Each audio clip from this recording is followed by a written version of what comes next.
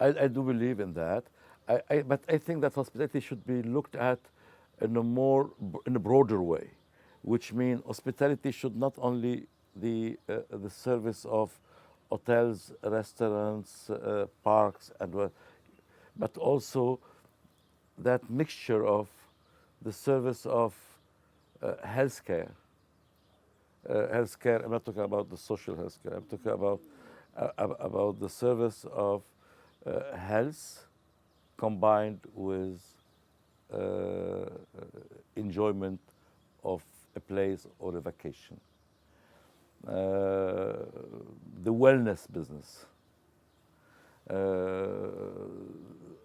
Lebanon hospitals have doctors trained in the best place around the world. You go to Mayo Clinic, you may find more than 70 doctors who are Lebanese at any time in the last 20 years. And many of them are working now in Lebanon, and there are new generations coming.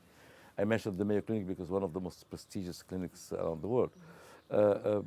But that means Lebanon, when he is servicing in the field of leisure as well as in the field of health, that service is a net export because you are, in fact, attracting people to your country and doing the service of health and hospitality to them while you are in your country. That's an export without having all the headache of the import-export business and barriers and what have you. Also, business was part of tourism in Lebanon historically.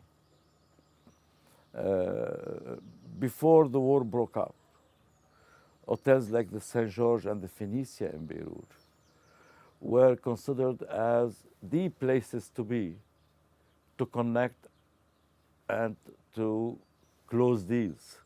It was not only for the Lebanese, it was for international businessmen from the Arab world, from Iran, the, the royal family of Iran and the big businessmen were having at least 2 floors booked for them all year long for business purpose. This is why for me tourism is, in Lebanon specifically, is the tourism of entertainment and vacationing, the tourism of health, the tourism of business and banking. And this is why when you compare with Switzerland, you have something also close in Switzerland when it comes to banking and tourism. Many discovered Switzerland for banking reasons and enjoyed Switzerland as a very beautiful place. We had a lot of prestige with our exclusive casino in Lebanon. Unfortunately, the casino in Lebanon could have been a better destination after the war. The problem is that casino is not anymore controlled by the private sector, but controlled by the central bank. It's the first time in history that a central bank controls a casino, because for the reputation of the central bank, that would have been anathema anywhere in the world. But that's Lebanon. I mean, Lebanon. Airlines as well, and Yes, yes, businesses. yes. That was a de facto nationalization that happened when the bank called Intra, that controlled with its shareholders these companies, the port of Beirut, the airport, the Middle East, collapsed. And it collapsed with a secret will of the government to let it collapse, because all what it had at the time is not true bankruptcy.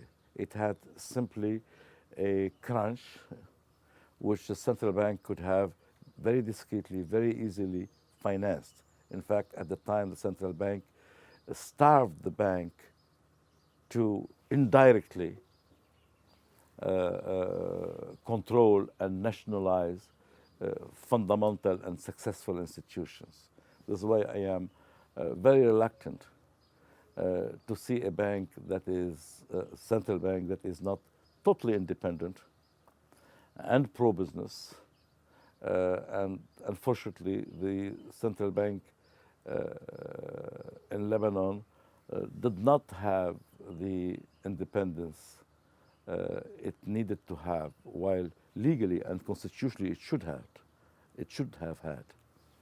The central bank in Lebanon was, in fact, and is still, a tool of the government and whoever is leading the government or having any influence of the government.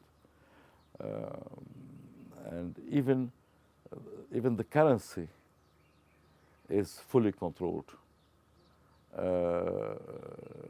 The price of currency should be able to float if you want to have an economy that can respond to its success, that can be mirrors in the currency value, or its failures that should also be mirrors in the currency value and corrected later on when the economy corrects up or down.